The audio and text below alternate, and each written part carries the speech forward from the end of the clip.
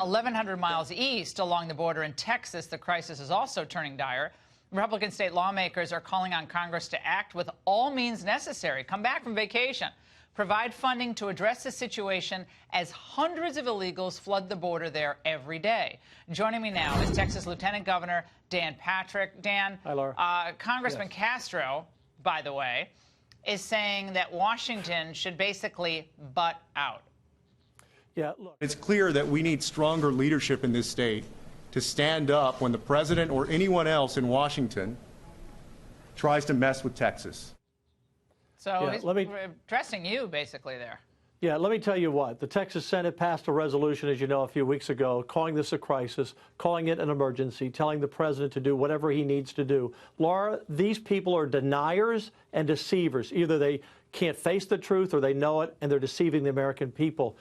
I like the idea that the White House put out last week and the president put out. Let's put these people who are coming across on airplanes and fly them to San Francisco, fly them to Nancy Pelosi's district, fly them to all these Democrat districts, and they're going to find out what an emergency and what a crisis it is when their constituents complain. Why should Texas, why should Arizona, why should we be the brunt of all this and have these hundreds of thousands of people crossing, 100,000 in 1 month? You know, Laura, when I was with you last week, it was the day I was with the president in Texas, and I talked about how we have found 1,671 dead bodies of women, children, elderly, where the drug cartels bring the people across the border, leave them with no water in the middle of nowhere to die. And the sex trafficking. Tonight, there are thousands and thousands of young women all over this country who are being forced into prostitution. We have modern-day slavery.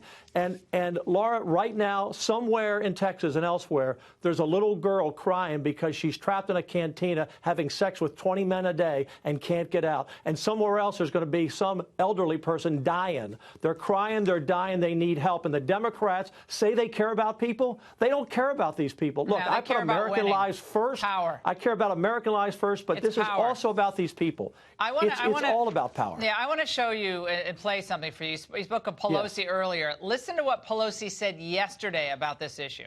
Yes. These newcomers make America more American. This president decided to use it as a campaign tactic, and there's some financial insecurity that people have.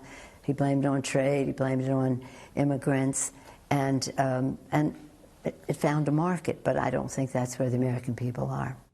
Well, the American people, Dan, just check this out. New Fox News poll just came out. Immigration is the top issue for Americans. 21%. They know it hits their pocketbook. Economy, 10%. Healthcare, 9%. Climate change, sorry, Beto, 6%. Race relations, 5%. Yes. Number one issue for the country right now is immigration. That is not surprising. Imagine if the media really reported it.